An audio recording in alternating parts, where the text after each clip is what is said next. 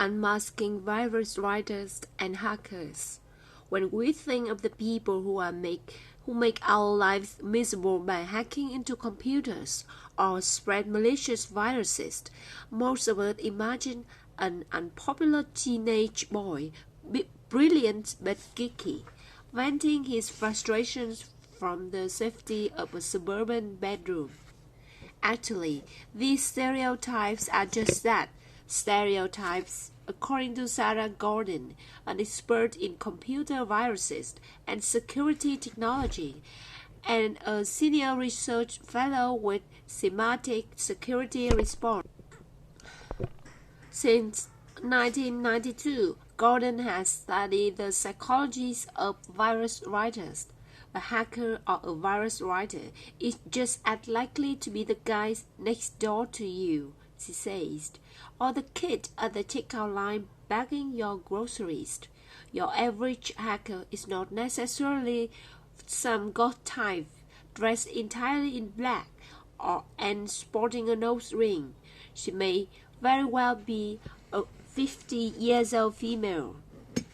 The virus writers Gordon has come to know have varied backgrounds. While predominantly male, some are female, some are solidly academic, while others are athletic. Many have friendships with members of the opposite sex, good relationships with their parents and families. Most are popular with their peers. They don't spend all their time in the basement.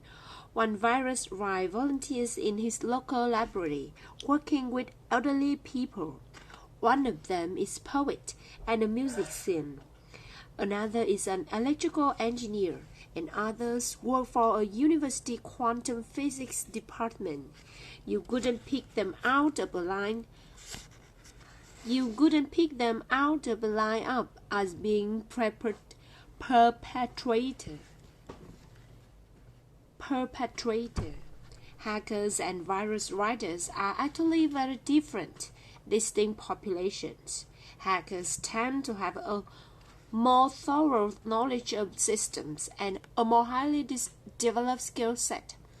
Gordon says, whereas virus writers generally take a slower approach to what they are doing, hackers tend to have much deeper knowledge of individual applications and are still regarded as being somewhat sexy in today's culture, while virus writing is looked down upon, mostly for its random damage and lack of required skill.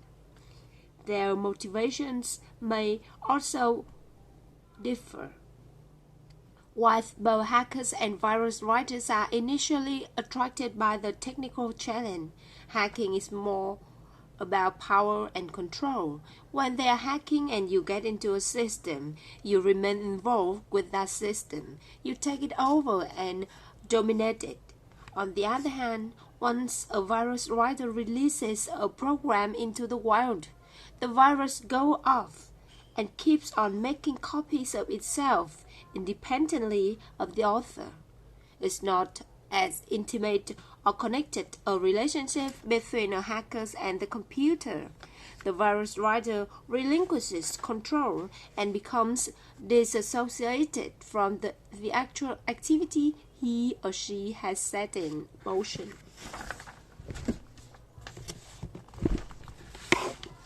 Gordon explains that people write viruses for a number of reasons. Some may perceive it as a technical challenge, even though writing a virus is actually very easy. It can take 2 minutes or less, depending on the application you are using and the part of the program that makes it viral, that makes it replicate itself. It's generally very simple. Just 1 or 2 lines of code.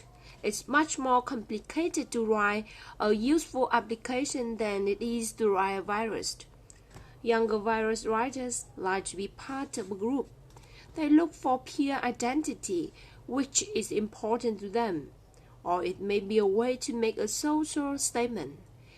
If you are a young person who doesn't have a lot of power and you can assert yourself with a political statement in a virus that travels all around the world, you might think you're making a difference, imagining yourself a modern-day social activist. Gordon says it's a big deal to them when they sit on CNN. They feel like they've reached the world. Furthermore, Gordon says, most virus writers don't understand the damage they do. Most of them just don't make the connection between actions and their consequences. This is understandable to a degree because the computer has introduced a shift in the way we communicate. Desensitization occurs. You miss all the visual cues, the contextual clues, and you don't see the impact you're having on another person. We've all gotten email from people who are actually abusive in writing when they never speak to us in that way in person. People who make mischief with their computers seem to distance themselves from their actions. They justify their behavior with the rationale that it's not really wrong, it's not illegal.